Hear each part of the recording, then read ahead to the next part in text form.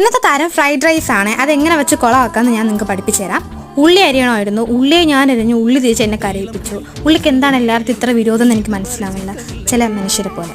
Vegetables ഒന്നും ഇല്ലാത്തതുകൊണ്ട് ഓടിപ്പോയി അതൊക്കെ മേടിച്ചിട്ട് തിരിച്ച് വന്ന് ഇതെല്ലാം കട്ട് ചെയ്ത് റെഡിയാക്കി വെച്ചിട്ടിട്ട് ക്യാരറ്റും ക്യാപ്സിക്കവും ബീൻസും മല്ലിയിലയും എല്ലാം നെയ്യിൽ വെളുത്തുള്ളി ഇഞ്ചി പച്ചമുളക് പേസ്റ്റ് ആഡ് ചെയ്തിട്ട് ജസ്റ്റ് ഒന്ന് സോട്ട് ചെയ്തെടുത്തതിന് ശേഷം നമ്മൾ വെജീസ് ഒക്കെ ഇടുന്നുണ്ട്. ഇതിൻ്റെ കൂടെ കഴിക്കാൻ വേണ്ടിയിട്ടുള്ള സുരേഷ് ഗോപി മഞ്ചൂരി അപ്പുറത്ത് റെഡി ആയിക്കൊണ്ടിരിക്കുകയായിരുന്നു. ഈ ഇടുന്ന ഇലയുടെ പേര് എനിക്കറിയത്തില്ല, എന്തോ ഫ്ലേവറുള്ള എന്തോ ഇലയാണ്, അറിയാമെന്നുള്ളൊരു കമൻറ്റ് ബോക്സിൽ പറയണേ. അത് കഴിഞ്ഞിട്ട് ക്യാപ്സിക്കം ലാസ്റ്റാണ് ഇട്ട് കൊടുക്കുന്നത്, പെട്ടെന്ന് വേവുമല്ലോ.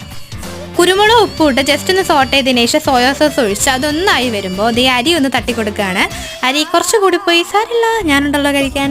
അപ്പോൾ നമ്മുടെ ഫ്രൈഡ് റൈസ് ഇവിടെ റെഡി ആയിട്ടുണ്ട്. പുറത്തുനിന്ന് കഴിക്കുന്ന ടേസ്റ്റൊന്നും വന്നിട്ടില്ലെങ്കിലും കുളമായിട്ടില്ല. കുളമാക്കാൻ നോക്കിയെങ്കിലും കുളമായിട്ടില്ല. ഞാൻ നേരത്തെ പറഞ്ഞ മഞ്ചൂരിയും പപ്പടവും സാലഡൊക്കെ ഉണ്ടായിരുന്നു. അപ്പോൾ ഇത്രയേ ഉള്ളൂ. ടാറ്റാ.